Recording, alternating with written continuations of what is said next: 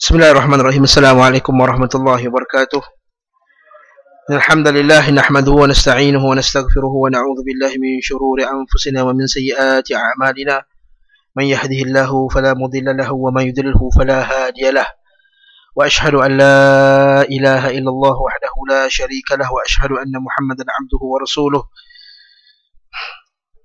Amma ba'du fa inna asdaqal hadithi kitabullah wa khairal hadi hadi Muhammadin sallallahu alaihi wasallam. وشر الأمور محدثاتها وكل محدثة بدعة وكل بدعة ضلالة وكل ضلالة في النار. Alhamdulillah kita berkumpul lagi pada malam ini untuk sambung kitab Hilyatul Talibil Ilm, perhiasan bagi seorang penuntut ilmu, yang dikarang oleh Syekh Abu Bakar Abu Zaid, yang telah dihuraikan oleh Syekh Muhammad Salih bin Uthaymin Syekhul Kabir Al-Faqihul Ummah, digelar sebagai Faqihul Ummah. Syekh Salih Uthaymin digelar sebagai Faqihul Ummah, iaitu orang yang faqih, yang faham tentang fiqh di kalangan umat ini pada zaman ini, faqihul ummah. Dan kita masih lagi bab, iaitu jadilah salafi yang sejati, salafi al-jaddah. Kun salafiyan al-jaddah, mengetahui jadilah salafi yang sejati. Di sini maksudnya iaitu kita meletakkan jalan manhaj salaf itu sebagai manhaj yang paling tertinggi bagi seorang talibul ilmi. Bila kita letak manhaj salaf paling tertinggi, maka kita akan cari guru-guru yang memanhaj salaf. Waktu kata seperti kata Imam Al-Bukhari rahimahullahu taala, aku tak akan belajar dengan satu guru melainkan aku akan tengok guru tu berkata iman itu qaul wal amal. Iaitu Imam Bukhari kata, aku tak akan belajar dengan satu orang melainkan orang tersebut telah mengakui bahawa iman itu qaul wa amal, qaul kata-kata dan amal. Iaitu pegangan ulama salaf Ahlussunnah wal Jamaah, iaitu iman tu mesti ada qaul wal amal. Qaulul qalbi wal lisan wa amalul qawli wa amalul lisani wal jawarih. Iaitu amalul qalbi wal jawarih. Iaitu iman itu kata-kata dan amal. Kata-kata hati dan kata-kata lisan, dan juga amalan hati dan amalan al-jawarih. Sebab pada zaman dia timbul golongan yang mengeluarkan amalan daripada ta'rif iman. Maksudnya seperti golongan murji'ah, mengeluarkan iman, mengeluarkan amal dari ta'rif iman. Lalu mereka mengatakan amal bukan sebahagian daripada iman. Begitu juga pada zamannya ada golongan Jahmiyah. Golongan Jahmi Al-Jahmu bin Safwan, satu ahli bid'ah yang terkenal pada zaman tersebut, iaitu Imam Ahmad bin Hanbal telah mengkafirkan dia. Begitu juga dengan imam-imam yang lain. Al-Jahmu bin Safwan kata iman itu sekadar cukup dengan pengiktirafan di dalam hati, ma'rifatul qalbi sahaja. Siapa kata ni? Al-Jahmu bin Safwan. Lalu bagi dia, kata-kata para ulama kita, bagi Jahmu bin Safwan ni, kalau syaitan pun, Fir'aun pun dah beriman dah. Sebab Fir'aun telah mengiktiraf Allah SWT Tuhan sebelum dia meninggal. So dia tenggelam tu kan, dia mengiktiraf, cuma dia tak katakan dalam bidah di akhir hayatnya.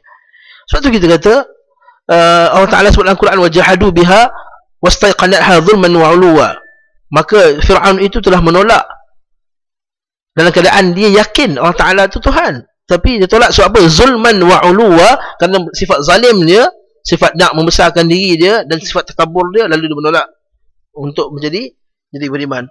Oleh sebab itulah kita kata, kita patah balik poin kita, iaitu jadilah salafi yang sejati, iaitu salafi yang aqidatan wa sulukan wa fiqhan wa ibadatan. Kita kata jadilah salafi yang sempurna dari segi akidahnya, dari segi fiqahnya, dari segi suluknya, perbuatannya. Sebagian orang dia salafi dari segi akidah saja, percaya sifat rububiyah, uluhiyah, tapi merokok lepas kuliah. Salafi apa benda tu? Belajar akidah salaf, tapi pakai pakaian yang menunjukkan sebahagian dadanya. Dia kata macam mana? Dia kata akidah rububiyah, uluhiyah, asma' wa sifat. Saya sukalah kalau Ustaz Kariman ni qalbun salim. Macam mana qalbun salim? Kalau nak dakwah orang baru datang, tak ada muskilah. Kat sini Al-Khadim ada yang baru datang, berasa pendek datang, ini nak dakwah, maaf muskilah. Jadi kalau orang belajar akidah salaf, akidah salaf, akidah dia fiqhan, ibadatan, ibadah tu ibadah salaf. Maksud ibadah salaf, iaitu salaf mementingkan kesahihan dalam ibadah, mementingkan ketepatan di dalam ibadah, mementingkan apa lagi? Mengikut sunnah Nabi sallallahu alaihi wasallam, mementingkan dalil, mementingkan hadis yang sahih. Bukan hanya belasah saja. Apa yang Tok Guru dia kata, ikut. Yang ni kata haram, haram juga. Kan? Semua like je, pakat-pakat like semua. Masalah. Jadi juga mesulukan dan perangai. Perangai kena salah pula. Akidah salah ni, tapi perangai tak salah. Bila bekerja, tak boleh. Aku pangkat tinggi, aku senior dekat Al-Khadim ni. Aku duduk kat depan, korang masuk pinggan. Junior-junior masuk pinggan. Mana ni? Tak boleh, jangan. Kecuali kalau dah bahagikan kerja tugas awal-awal. Jangan kena kata, aku special. Kalau kerja awal-awal dah bahagikan, tak ada masalah. Tapi kalau kita kerana takabburan, rasa macam aku tak layak untuk masuk pinggan, kata, ni Zaki masuk pinggan. Tahu aku siapa? Aku orang kanan Ustaz. Masa aku masuk pinggan, contohnya bukan Zaki, dan Zaki bukan nama sebenar, orang lain. Nama orang lain. Jadi kita kata itu takabburan, tak boleh. Masa saya bacakan hadis tadi dalam kuliah saya tadi di Masjid Al-Qurtubi, wa in kana fil hirasah kana fil hirasah, wa in kana fis saqah kana fis saqah. Orang yang beriman kepada Allah Taala ni, yang tak nakkan amalan dia untuk dunia, kalau disuruh kerja belakang, dia kerja belakang. Kalau suruh kerja kat depan, dia kerja dekat depan. Jangan kata asyik aku je basuh pinggan. Kadang-kadang tu pula asyik dia je MC. Jangan. Itu namanya takabburan. Maksudnya dia nakkan habuan dunia daripada amalan akhirat dia. Sebab tu Syekh Muhammad Abdul Wahab letakkan hadis tersebut dalam bab orang yang beramal dengan amalan akhirat nakkan ganjaran daripada ganjaran dunia. Dan kita berhenti dalam kitab ni dalam bab ke-21 setelah kita membincangkan tentang bagaimana ulama salaf menolak kita ni belajar menggunakan akal, gunakan ilmu mantik. Dan setelah bacakan pada kuliah yang lepas apa pendapat, tulisan daripada Ibnu Muflih berkenaan dengan para imam kita, saya sebut dalam kuliah yang lepas kan, Imam Malik mengutuk ilmu mantik, Imam Ahmad bin Hanbal kutuk ilmu mantik, Imam Abu Hanifah kutuk ilmu mantik, dan Imam Syafi'i rahimahullah paling menganti kepada ilmu mantik, paling menolak ilmu, kita kata bukan ilmu kalam, bukan ilmu mantik, ilmu kalam, iaitu membincangkan akidah berdasarkan akal. Sebab tu apa kata Imam Syafi'i, hukumku ke atas orang yang belajar ilmu kalam ni, orang yang ahli ilmu kalam, seperti hukum Umar ke atas siapa nama lelaki tersebut, Subair, iaitu dipukul dan dibawakan dalam dan dipusingkan sekeliling bandar, disebat dan dipusing sekeliling bandar. Tu Subair siapa? Pernah dengar Subair? Umar dengan Subair. Pernah Zaki pernah dengar kan? Macam mana ada seorang lelaki yang bernama Subair. Dia ni suka tanya orang pasal ayat-ayat mutasyabihat. Wan nazi'ati gharqa. Maksud nazi'at. Wal mursalati urfa. Maksud mursalati urfa. Jadi orang sebahagian tak berapa pandai, jadi dia pun confused, rasa macam benda ni aku tak tahu. Sekali apa kata Umar, Allah memakkinni min. Ya Allah, aku jadikan aku ni jumpa dengan dia. Memang kebetulan jumpa. Tengah majlis tu dia tengah sibuk tanya. Kebetulan dia tanya Umar Khattab. Memang kena lah. Dia tanya Umar Khattab, oh inilah Subaih. Dia belasah time tu juga. Dia belasahnya Subaih tadi, sampai kata Subaih kata, bunuhlah aku terus, aku dah sakit dah. Ini kata hukum nampak ke atas orang yang membincangkan agama dalam masalah pakai akal. Macam mana sekarang boleh menghalalkan yang haram, mengharamkan yang halal dengan bersahaja saja. Pakai kata syekh kami berkata tak boleh tunjuk macam ni. Dia kata siapa syekh kamu? Tak kenal, tak ingat nama. Bukan syekh lah maksudnya. Kalau syekh mesti diingat nama dia. Berkata syekh kami, siapa? Ustaz Husaini contohnya. Berkata syekh kami Ustaz Ridwan. Dan ada satu syekh kata tak boleh tunjuk macam ni. Siapa syekh tu? Saya tak ingat. Kalau dalam hadis ni tak terima, reject awal-awal lah. Rawi yang majhul, perawi yang tak dikenali, bahkan mubham. Bukan majhul lagi dah. Majhul ni kenal lama tapi tak kenal, kadang-kadang tak kenal perangai dia. Kata telah berceritakan kepadaku Ali. Siapa Ali? Tak tahu. Ada mubham ni pula, dia kata berkata aku seorang lelaki. Ini mubham, perawi mubham. Awal-awal lagi dah ulama hadis dah tolak. Sebab tu kita kata ini membincangkan agama bab akal. Sebab itulah kalau kita baca buku Nur Sunnah wa Zulumatul Bid'ah, kitab Syekh karangan Syekh Sa'id bin Wahf Al-Qahtani. Kitab siapa tu? Al-Qahtani yang karang buku apa? Hisnul Muslim tu. dalam satu kitab yang bagus, kitab dia pendek, ringkas untuk kita fahami bab bid'ah ni. Nama dia Nur Sunnah, cahaya sunnah, wa dhulumatul bid'ah, dan kegelapan bid'ah. Dia kata dalam tu apa musibah bid'ah ni, iaitu dia mendepankan akal ke atas syarak, dan dia menyangka akalnya lebih baik daripada syarak. Sebab tu dia kata wa man istahsana faqad syarak. Kata Imam Syafi'i rahimahullah, siapa yang rasa benda-benda ni baik pada akal dia sedangkan syarak tak kata, faqad syarak, dia telah buat syariat yang baru. Siapa buat syariat yang baru? Yang Allah Ta'ala tak nak sebut lah, faqad kafar. Man syara'a faqad kafar, buat syariat yang baru. Sebab Allah Ta'ala sebut dalam Quran, am lahum syuraka'u syara'u lahum minad dini ma lam ya'zan bihi Allah. Adakah bagi mereka ini sekutu-sekutu selain daripada Allah Ta'ala yang mengharamkan atau mensyarakkan benda yang tidak diizinkan oleh Allah Subhanahu wa Ta'ala? Nampak tak? Maksudnya kalau kita buat syarak yang baru, tu kan bila kalau kita baca macam mana para salaf bertanya, apakah daging ini halal? Apakah ini haram atau halal? Kata kullu ajidu illa muharraman. Kata aku tak akan haramkan melainkan apa yang telah wujud dalam Al-Quran dengan sunnah apa yang diharamkan oleh Allah Subhanahu wa Ta'ala. Sebab itulah ahli kalam ni lebih teruk, sebab dia bukan sekadar bincang bab hukum, dia bincang masalah akidah. Dan kita berhenti pada muka surat 21. Seperti kata Ibn Taymiyah kan, dia kata yang Ibn Taymiyah kata yang dikhawatirkan menjadi sesat kerana belajar ilmu kalam ni ialah golongan yang pertengahan ni, iaitu belajar bukan lagi sampai habis. Kalau belajar habis, kata Ibn Taymiyah, dia pasti akan kembali kepada sunnah. Seperti Al-Imam Al-Juwaini dan Al-Imam Al-Ghazali rahimahullahu ta'ala, rahimahumallahu ta'ala. Imam Ghazali dia mati dalam keadaan memegang Sahih Bukhari dan ayat atas dadanya seperti yang dikhabarkan. Al-Imam Al-Juwaini juga letakkan kembali pada sunnah. Dia kata aku 40 tahun aku berpusing di dalam kehairanan, dia kata fi hairan, kata dalam kehairanan, dalam rasa macam diri dia pandai. Kemudian aku balik kepada sunnah. Begitu juga dikhabarkan seperti kata Syekh Shalih Al-Fauzan, dikatakan bahawa Imam Fakhruddin Ar-Razi ialah ulama besar dalam mazhab Asy'ariyah. Dia karang kitab dia tu, tafsir Ar-Razi, yang dalam kitab yang dia kata Imam Ibn Khuzaimah tu kitab tauhid ni kitab syirik. Imam Ibn Khuzaimah satu ulama hadis yang terkenal, Imamul A'immah. Kata Imam Zahabi rahimahullah, Imam Ibn Khuzaimah ni digelar sebagai Imamul A'immah, imam sekalian para imam. Dia ada satu kitab namanya Kitabut Tauhid, kitab tauhid. Dalam tu dia mengisbatkan, menetapkan sifat-sifat bagi Allah Ta'ala. Sifat arash, sifat Allah Ta'ala di atas arash, sifat turunnya Allah Ta'ala, sifat tangan, sifat kaki, sifat mata, dan sifat lain-lain yang dipertikaikan oleh golongan ahli kalam, golongan akal ni tadi.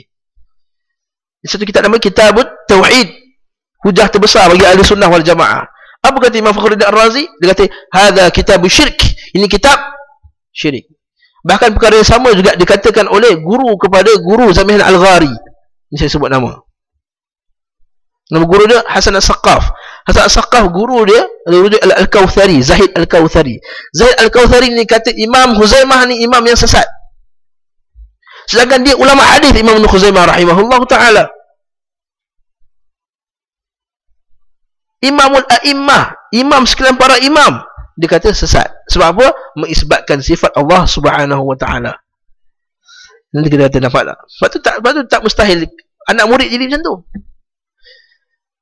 Sebab tu kat mulut dia sama juga seperti anak mulut gurunya. Dan begitu lancang mengatakan para imam Ibn Taymiyah sesat. Guru dia Hasan As-Saqqaf, kita ada video mengatakan, dia kata Muawiyah tu munafik. Dia kata Muawiyah munafik. Syekh Adan Ar'un kata ittaqillah depan mata dia, ittaqillah, kau tutup mulut kau. Syekh Adan Ar'un dia tegur Hasan As-Saqqaf. Dia kata tak boleh, aku tak tarik diri. Dia kata Muawiyah termasuk 12 orang munafik yang dalam senarai, kan? Kalau kita baca dalam surah apa? Surah At-Taubah tu ada senarai 12 orang munafik yang Nabi SAW, surah Al-Baqarah tu kan, kita baca dalam tafsir Ibn Kathir, ada 12 orang munafik yang memang ada list dia di sisi siapa nama? Huzaifah kan? Huzaifah kan? Al-Yaman. Dan salah satunya ialah Muawiyah bin Abi Sufyan. Tu lihat tuan-tuan, satu bid'ah melahirkan bid'ah yang lain. Sebab tu kata Ibn Taymiyah begitu tepat sekali. Kata Ibn Taymiyah rahimahullah ta'ala, dia katakan yang jadi teruk ni ialah orang yang tak belajar habis. Setengah tu nak bantai. Sama juga macam kita. Belajar fiqah tak betul-betul, terus bantai je. Terus bantai tak? Mana ada 2 marhalah? Saya tengok yang kata 2 marhalah tu syekh-syekh kita juga kata 2 marhalah. Sebab dia belajar satu kaul, satu pendapat. Dan memang ada pendapat Syekh Albani rahimahullah dan sebagian para ulama mengatakan tak ada 2 marhalah. Tapi jangan bila kau mengajar kata mana 2 marhalah? 2 marhalah tak sunnah. Jangan kata macam ni. Kalau kamu kata macam ni, mana imam-imam sunnah kita yang kata ada 2 marhalah? Dia kata, mana ada 3 hari, tak ada had hari. Tak sunnah kalau kita menetapkan 3 hari. Jangan kata macam ni. Syekh Shalih Utsaimin pun mengfatwakan sebagian Syekh Shalih Utsaimin, sebagian para ulama a'imah kita menetapkan 3 hari itu ada dalil ni. Atau 4 hari, atau Syekh bin Baz berkata 4 hari musafir. Tak termasuk hari perjalanan. Nah, hati-hati, jangan terlampau cepat. Kita pegang kita punya, alhamdulillah oleh sunnah, tapi kita kena belajar lebih kalau kita nak ke depan. Nak ke depan, nak bantai orang, belajar dulu. Nak bantai orang. Ini belum belajar, satu terus bantai. Kita tengok, tersilap bantai. Habis, kena balik dekat dia. Ini belajar ada satu hamba Allah ni, alhamdulillah dia hamasah, indahu hamasah, dia ada semangat yang tinggi kepada sunnah. Tapi dia tersilap, dia pergi satu kursus, dia bagi bantai semua. 2 marhalah tak ada, kunut tak ada, apa lagi. Semua masalah khilafiyah semua dia bantai tak ada. Sekali ada ustaz buka kitab imam ni, hatta dia terdiam. Lalu yang dapat nama busuk siapa? Salafi yang kena, salaf yang kena nama busuk. Tengok budak salaf belajar tak habis, suka menghukum orang je. Itu kita kata. Khususan syabab.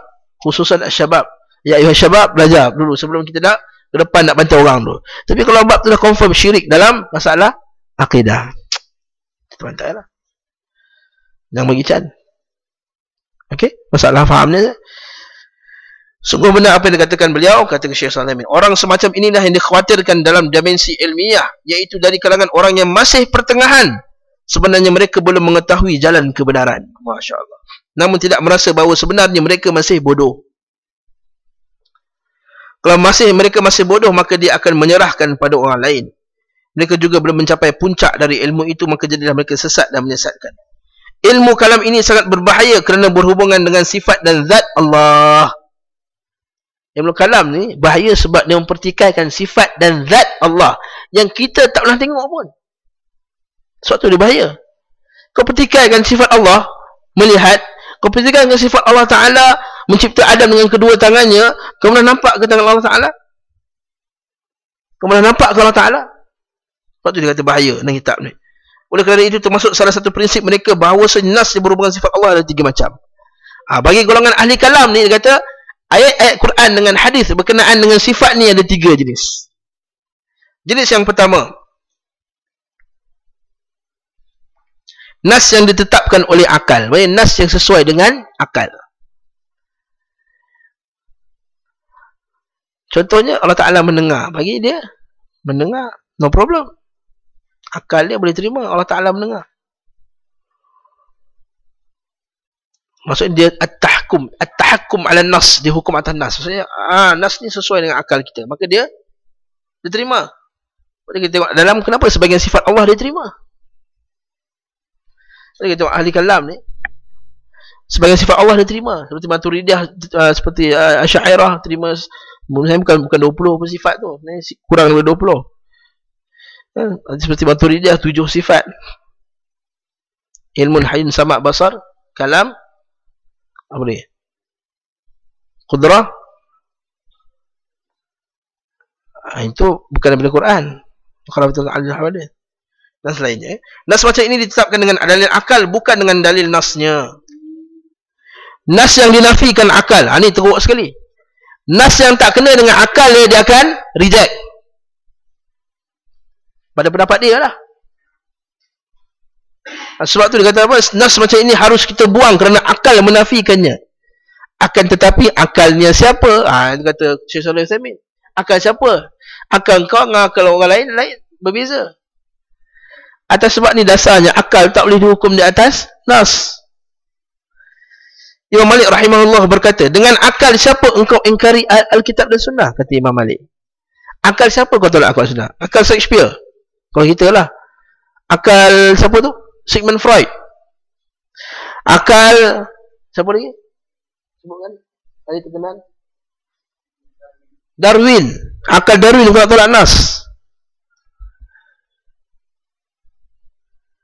Atau setiap kali datang orang yang lebih pandai berdebat, kita ambil pendapatnya, lalu tinggalkan kitab dan sunnah. Ini masalah yang kita bincang sebelum ni, masalah berdebat.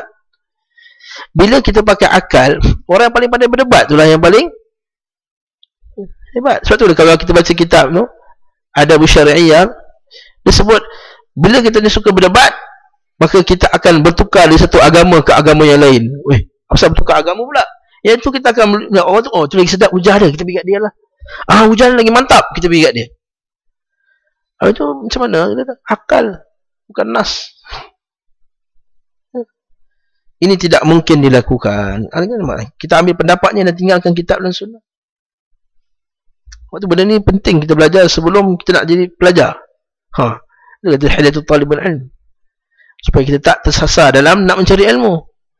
Kalau pergi kuliah tu, dia tanya soalan pertama, macam pengalaman salah seorang ustaz kita lah. Udah pertama masuk kelas akidah, Usuluddin 1.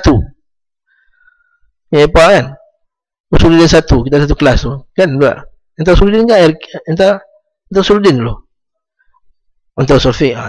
Canggih dia usul fiqh. Anak, sebagai kelas tu Usuluddin.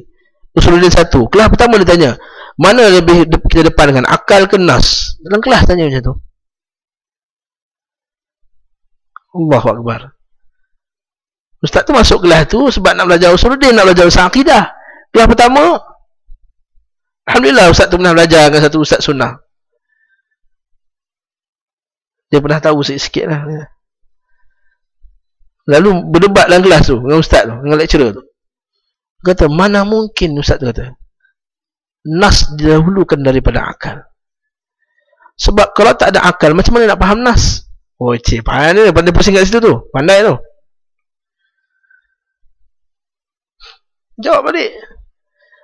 Nas dengan akal tidaklah seperti akal tu macam mata, nas tu macam cahaya. Mata boleh melihat tak tanpa cahaya? Tak ada, tak boleh mampu melihat. Tak ada, tak boleh nak ke depan kan mata. Kalau kita ada mata tapi gelap dalam bilik, boleh tengok? Tak boleh nampak. Jangan kata boleh bat, boleh nampak apa tu, kelawar. Jangan pakai kelawar macam cerita. Kita pasal manusia lah ni. Ada Sonic lah apa, itu cerita lain. Ini cerita manusia biasa yang pakai mata untuk melihat. Tak boleh nampak. Apa tu kata ulama'? Para ulama' kita, dia kata wahyu tu macam cahaya. Mata tu akal. Ni akal dalam kepala kita melekat kat kita kan, mata. Tapi tak nampak. Tanpa wahyu tak akan dapat kita berfikir dengan betul dalam kita meletakkan satu perkara, satu isu, dalam kita menghadapi satu isu. Nas yang tidak ditetapkan juga tidak dinafikan oleh akal. Ni golongan ni hebat ni. Nas yang akal tak tolak, tapi akal juga tak kata okey. Tengah-tengah. Ulama kalam berbeza pendapat. Bagi yang berpendapat bahawa syarat menerima nas harus ditetapkan akal, maka mereka mengatakan nas macam ini ditolak. Maksudnya ada nas yang akal tak tolak, dan juga akal juga tak tetapkan. Ini macam 50-50. Nanti kita akan tengok apa masalah dia. Macam masalah kalam, Al-Quran, kalamullah. Ada setengah kata kalam, kita kata tolak, tak kata kalamullah, tak kata bukan kalamullah. Boleh tak macam ni? Boleh tak? Nak ambil jalan selamat. Daripada bergaduh, korang bergaduh. Ni kata kalamullah, ini kata bukan kalamullah, bergaduh. Kita ambil jalan pertengahan selamat. Kita kata bukan kalamullah dan juga bukan kalamullah. Kita tengah. Kita tak tahu maknanya. Kita tak tahu maknanya. Kita serahkan kembali maknanya kepada Allah. Boleh tak buat macam ni? Warrasikhuna fil ilmi yaquluna amanna bihi kullu min indi rabbina. Macam mana? Dalam surah Al-Imran kata, orang beriman kata semua datang daripada Allah Ta'ala. Pasal sifat tangan. Kita kata, tak boleh kata tangan. Saya tak tahu maknanya apa. Boleh tak? Saya Syawal. Kenapa tak boleh? Macam kita kata, Allah Ta'ala mencipta Adam dengan kedua tangannya. Allah Ta'ala cipta Adam dengan tangannya. Bukan tangan ni nanti video kan buat baik sikit. Nanti kan ada orang syaitan ni, dia akan potong tu nampak Ustaz Inos kata, tangan tu nampak dia tunjuk tangan ni. Dia tambahkan tangan Allah dengan tangan dia. Syaitan. Syaitan. Macam Ustaz Syekh Faiz kena. Kan, Syekh Faiz kena kan. Tengah goncangkan tangan dia, nampak. Nampak ni. Wahabi ni duk kata, tangan Allah sama dengan tangan dia. Kata syaitan. Iblis. Jadi, boleh tak kita kata, bukan tangan. Kita kata, bukan tangan, tapi kita tak tahu maknanya apa. Kenapa tak boleh kata macam tu? Ha? Kalau kita kata, itu bukan tangan. Kita tahu, saya tak tahu makna dia apa. Tak tahu makna dia apa. Ha? Macam mana? Apa masalah? Betul lah tu? Betul lah pendapat tu? Tak betul pendapat tu. Kita kata tangan is tangan. Tapi kita tak tahu hakikat tangan tu macam mana. Kita tak boleh kata itu bukan tangan dan bukan tangan. Ini pen. Ada orang kata ini bukan pen. Kita ambil jalan tengah. Ini bukan pen dan bukan pen. Faham tak? Faham saya? Ha? Ini kayu. Orang tak pasti. Ini bukan kayu lah. Ini plastik kata apa. Ini bukan kayu. Okeylah, saya kata bukan kayu dan bukan juga bukan kayu. Saya tak tahu makna ni. Apa saya tak tahu? Ha? Apa pun tak tahu macam tu. Dia macam golongan ahli akal lah kata Allah Ta'ala bukan di dalam dunia. Betul lah tu. Bukan juga di luar dunia. Bukan di dalam, bukan di luar. Habis tu kat mana? Adakah benda yang wujud kalau bukan kat dalam, tak kat luar? Dia tak wujud lah. Sebab itulah kata para ulama salaf kita, Al-Jahmiyah tu ya'budu Al-Mujassim ya'budu sanaman wal mu'attil ya'budu adaman. Faham tak Syekh? Kalam Arabia? Tak. Khalas. Kita kata Al-Mujassim yang menjisimkan sifat Allah ni, dia seolah menyembah berhala. So dia kata Allah Ta'ala tu ada jisim, ada jasad. Mana menjisimkan Allah, membentukkan Allah Ta'ala. Al-Mu'attil, golongan yang tolak sifat pula. Ya'budu adaban, tak sembah apa-apa sebenarnya. Tak sembah apa-apa. So dia kata Allah Ta'ala mendengar, tak mendengar. Kalau mendengar macam makhluk. Melihat tak? Tak melihat. Kalau melihat macam makhluk. Allah Ta'ala, kita kata kat dia, kenapa kau kata Allah Ta'ala tak mendengar? Sebab makhluk pun mendengar. Oh, sebab tu kau tolak sebab kau kata Allah Ta'ala tak melihat? Sebab makhluk pun melihat.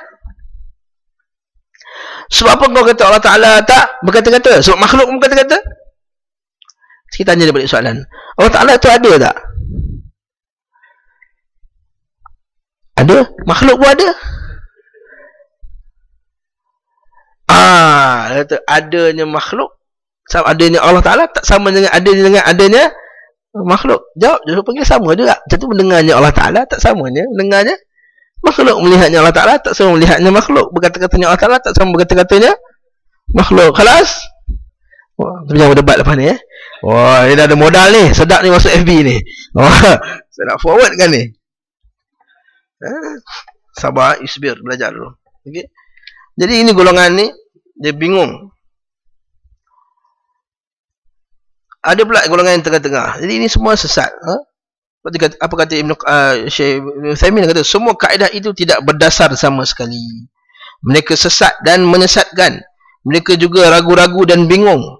Oleh kerana itu, orang yang paling bingung di akhir hayatnya adalah para ulama kalam. Mereka mengotak-ngatik apakah Allah itu benda konkret atau abstrak. Tu ada.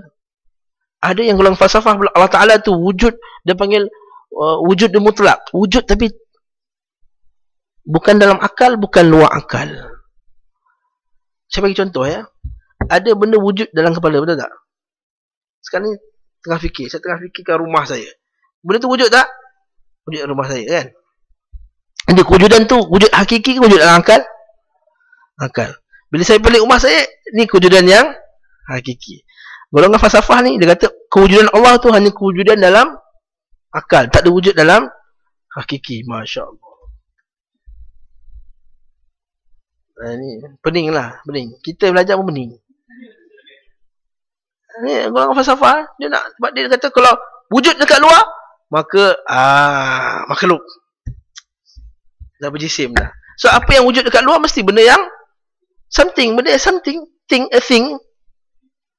Benda satu a thing mesti ada jirim, mesti benda yang bertempat, mesti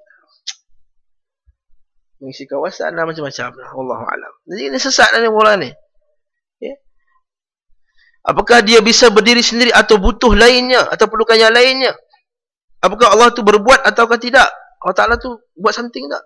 Kalau buat mesti ada benda yang baru berlaku. Ini golongan ahli kalam ni. Macam kata Allah Ta'ala cipta something, benda yang baru. Allah Ta'ala buat benda yang baru. Bersalahan Allah Ta'ala dengan perkara yang baru. Tak boleh. Allah Ta'ala tak cipta.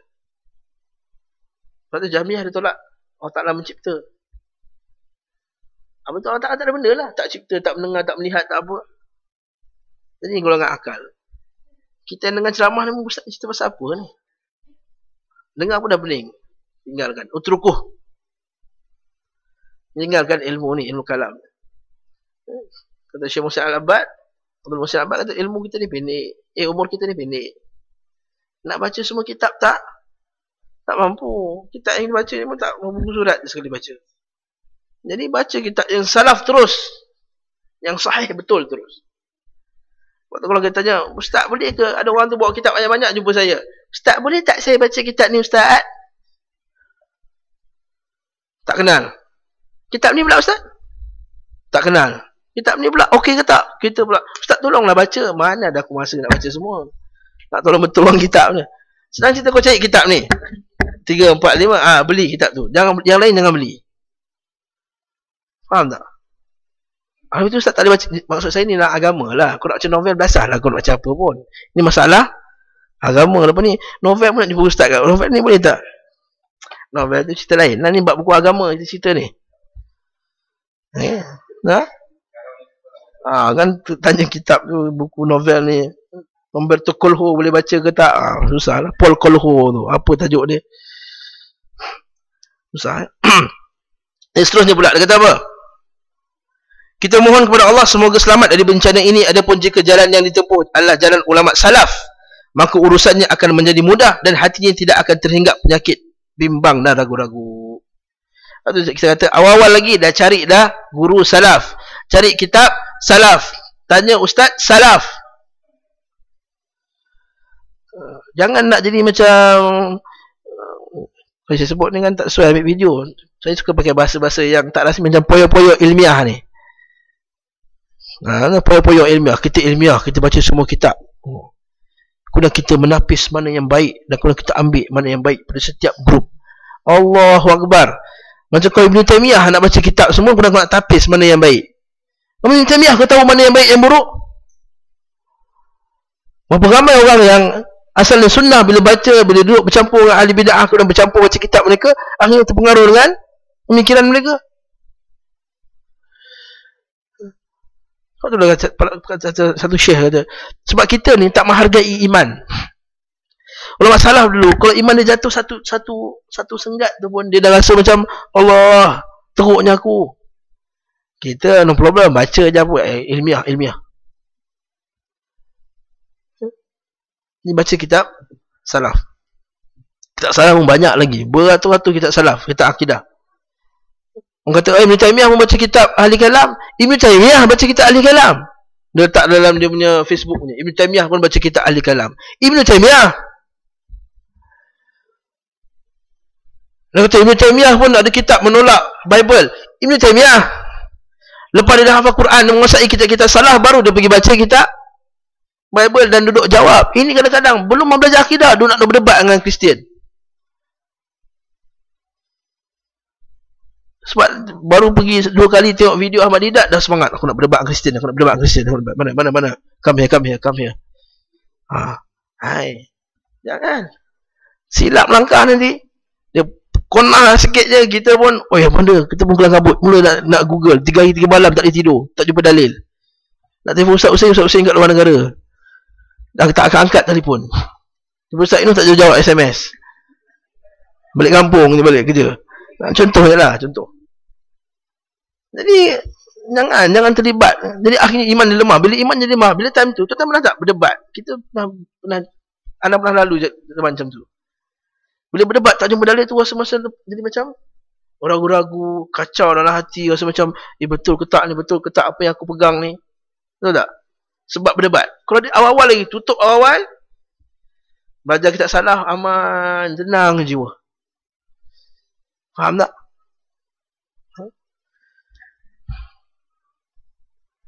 Ahlussunnah wal Jamaah mengikuti sunnah Rasulullah. Mereka lah SAW, mereka lah orang yang dikatakan Syekhul Islam Ibn Taymiyah, Ahlussunnah adalah umat yang bersih dan sebaik-baik manusia bagi umat yang lainnya. Atau kita boleh kata macam ni, As-salafu a'lamu bil haqqi wa arhamu lil khalqi. Ahlussunnah a'lamu bil haqqi. Maksudnya apa? Yang paling tahu tentang kebenaran. Tapi wa arhamu lil khalqi. Tapi yang paling penyayang kepada makhluk. Ini kata Ibn Taymiyah. Sekali lagi saya ulang. Ini kata-kata ni boleh jadi kita punya, ni boleh letak Facebook. Tak apa. Ahlussunnah a'lam bil haqqi. Yang paling tahu akan kebenaran. Wa arhamu lil khalqi. Dan paling penyayang terhadap makhluk. Maksudnya Ahlussunnah ni bila dapat kebenaran, bukan dia jadi arrogant dengan kebenaran dia. Ni tak gerak jari, tak salaf. Solat tangan tak atas dada, tak salaf. Nampak tak? Jangan cepat macam tu, Syekh. Kita tahu kebenaran. Bukan jumpa orang kampung, pakcik-pakcik ni semua ahli bid'ah semua. Pakcik ni semua ahli bid'ah. Tak payah panggil lah luar ni ahli bid'ah. Nabi kata apa? Apa kata salaf? Jangan duduk dengan ahli-ahli bid'ah.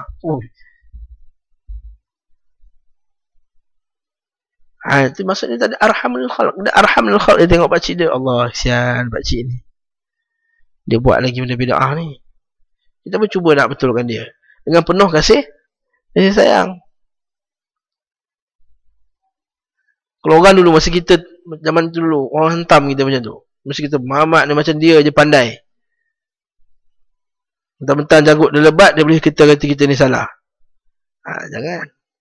A'lam bil haq. Kita boleh tahu sebenarnya. Sebab tu kata Ibn Taymiyah, ahli sunnah jarang mengkafirkan orang. Tak pernah mengkafirkan orang dengan mudah. Jahmiyah kufur, dikafirkan semua imam-imam ni. Imam Ahmad bin Hanbal kena dikafirkan oleh Mu'tazilah.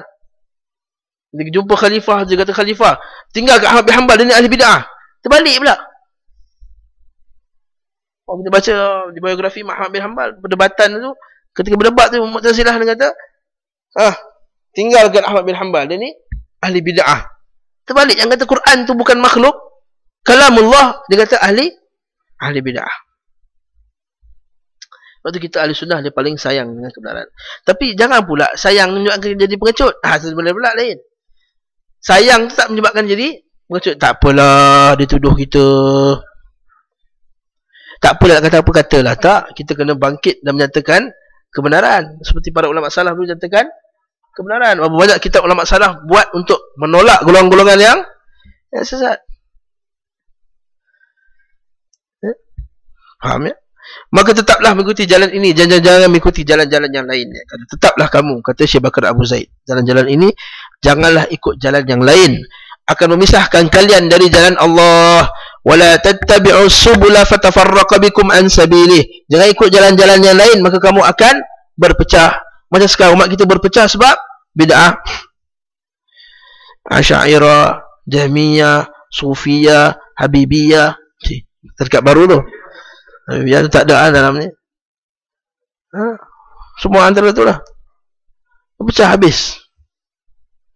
Wahabiyah. Apa ni? Kuburiyah. Lagi? Hijrahiyah. Ikimiyah.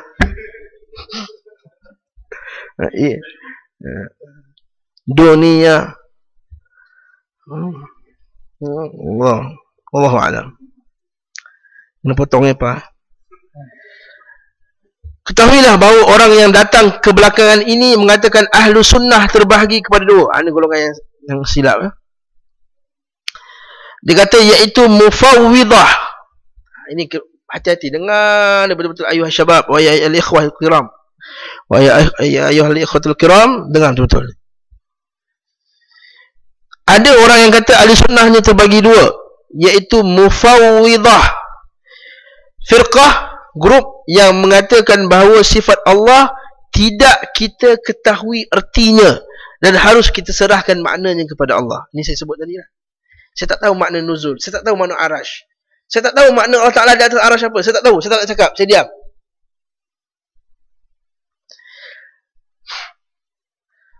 Saya tak tahu makna Allah Ta'ala turun ke langit dunia pada 1/3 akhir malam.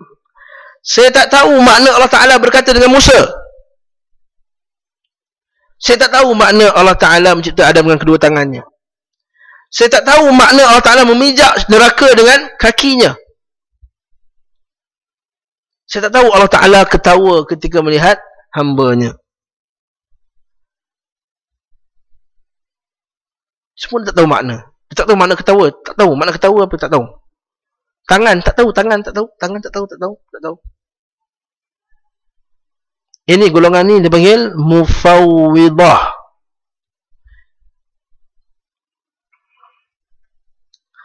Dan muawwilah, iaitu firqah yang mentakwilkan ayat sifat Allah. Ini ubah sifat Allah Ta'ala tadi. Contohnya, kita kata turunnya Allah Ta'ala ke langit dunia 1/3 akhir malam. Dia kata turunnya rahmatnya. Saya nak jawab, bukankah hadis tu kata Allah Ta'ala turun ke langit dunia, lalu dia kata siapa yang berdoa kepadaku maka aku akan ampunkannya, aku akan mustajabkan doanya. Siapa yang meminta ampun kepadaku maka aku akan mengampunkannya. Takkan rahmat yang berkata benda tu? Takkan rahmat kata, wahai Zaki, Zaki lagi kena, Zaki, rahmat kata, rahmat Allah, berdoalah kepadaku. Adakah rahmat nak berkata berdoa kepadaku? Tak boleh. Okay? Faham tak? Boleh Luqman? Boleh semakin insya-Allah, boleh faham.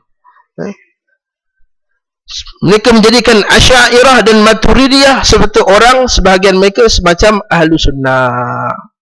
Kata Ibn, seolah-olah Ibn Utsaimin nak kata Asy'ariyah dan Maturidiyah bukan ahlu sunnah. Jadi kesimpulan dia, Asy'ariyah dan Maturidiyah ahlu sunnah tak? Tak. Asy'ariyah tu lah yang mentakwilkan sifat Allah Ta'ala tadi. Di atas arash maksudnya menguasai arash. Dia kata istaula, menguasai. Dalam bahasa Arab istaula ni macam kita menawan balik bahasa Arab. Kalau menawan balik mesti ada orang sebelum yang telah tawan arash tu. Jadi macam mana kamu boleh kata istaula, kamu menawan arash, Allah Ta'ala menawan arash? Maksud sebelum Allah Ta'ala tawan ada orang lain tawan ke arash tu? Ini golongan dia jawab balik. Dia menolak yang kata tangan tu ialah kudrah, keupayaan. Dia jawab balik, macam mana Allah Ta'ala kata ada dua keupayaan pula? Aku ciptakan kedua tanganku.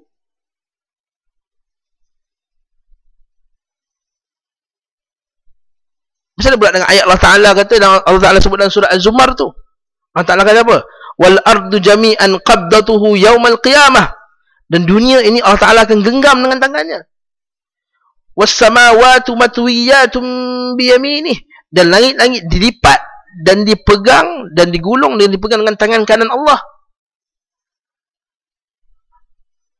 Macam mana nak cakap ni? Tak ada kudrah kanan, ada kudrah kiri.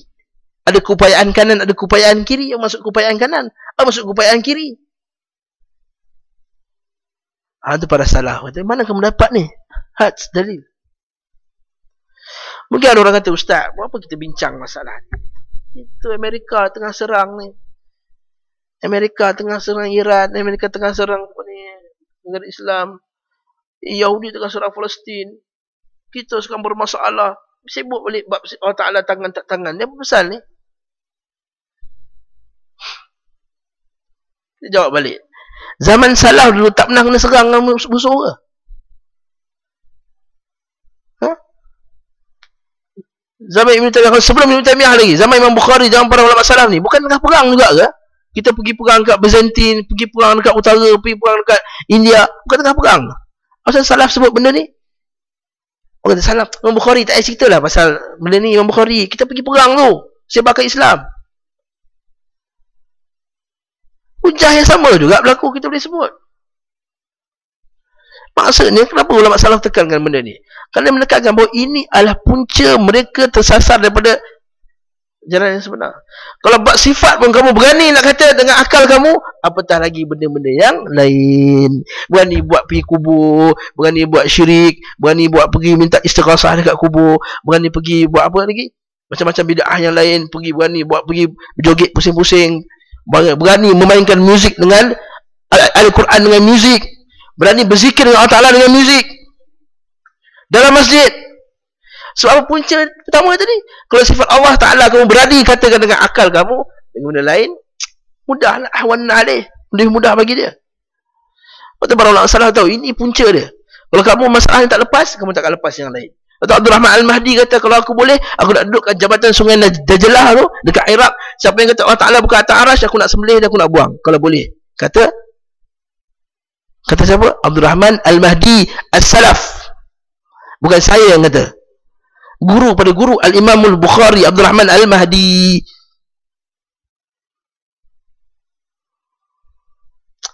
Faham? Mereka juga menganggap Mufawidah sebagai mazhab salaf.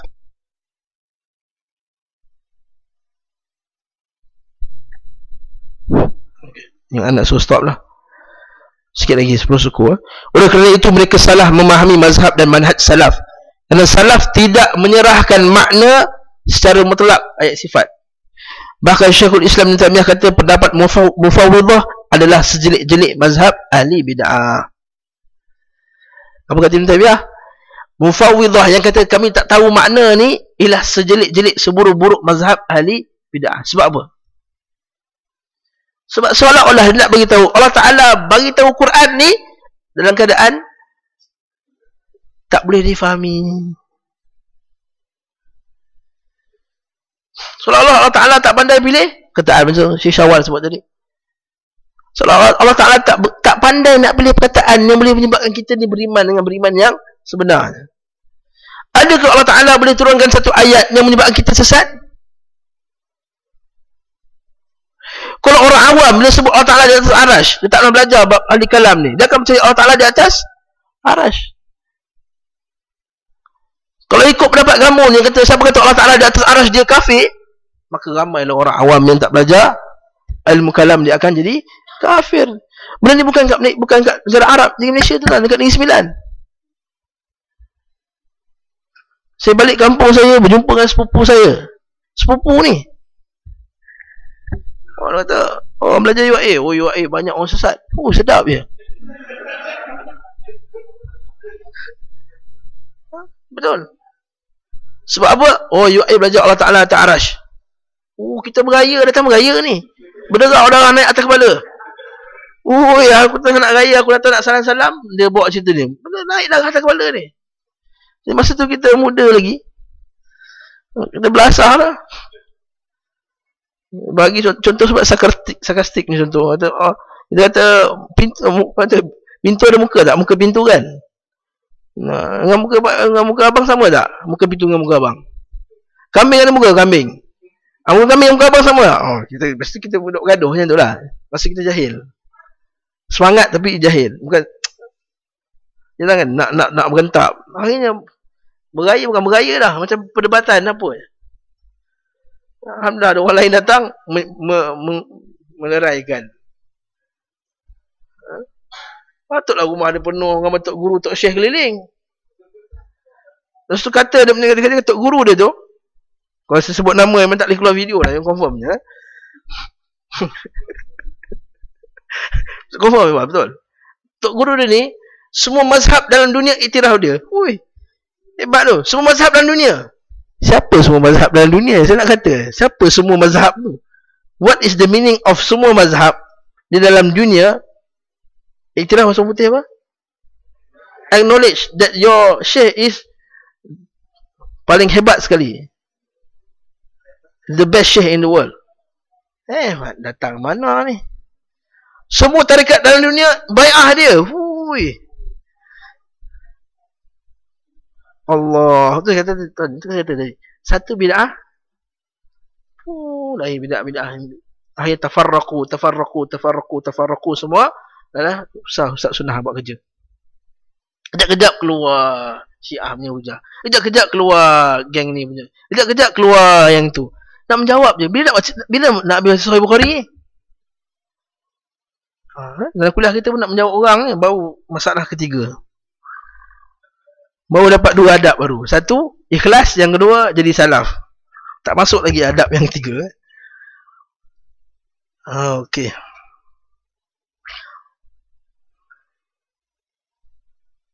Wallahu ta'ala alam. Saya cukup setakat tu. Tuan-tuan baca lah sini kitab ni. Harap AJK Al-Khadim boleh tolong carikan kitab ni. Kitab ni kalau ada depan mata kita baca lagi seronok. Dengar-dengar ni tak boleh beza kan. Mana satu kata-kata ustaz dengan kata-kata Syekh Uthaymin dan kata Bakar Abu Zaid. Nanti kata berkata Syekh Uthaymin poyo. Mana bila masa Syekh Uthaymin kata poyo, ni kata saya yang kata poyo. Cuba minta order. Ana pun dah cuba order. Cuba minta order kan pihak yang berwajib lah. Ini pihak sepatutnya kita order. Kalau sebut nama kan promote pula. Mana-mana yang sepatutnya kita order. Wallahu ta'ala alam. Cukup lah sekat ni. Kesimpulan dia apa? Pegang pada salaf. Jangan kita rasa ragu dengan benda ni. Sebab ada setengah dia tanam keraguan. Dia kata kalau kau belajar dengan salaf dia, kau akan rugi ilmu-ilmu orang lain. Oh, Masya Allah. Tak rugi. Tak rugi tuan-tuan. Dia kata macam mana ulama-ulama lain yang bukan salaf. Ilmu dia lautan. Saya tak rugi. Sebab kitab-kitab salaf ni banyak lagi kita belum. Adakah rugi kita membaca kitab Imam Bukhari? Rugi ke kita baca kitab Ibn Khuzaimah? Rugi ke kita baca kitab Ibn Abi Dawud? Imam Abu Dawud? Rugi ke kita baca kitab-kitab seperti kitab-kitab apa tu, Imam Ad-Darimi? Tak rugi. Bahkan lautan yang kita akan baca, masya-Allah, Al-Bahr. Wallahu ta'ala alam. Subhanakallah bihamdik, asyhadu an la ilaha illa anta, astaghfiruka wa atubu ilaik. Sallallahu ala Muhammad wa ala alihi wa sahbihi wasallam. Assalamualaikum warahmatullahi wabarakatuh.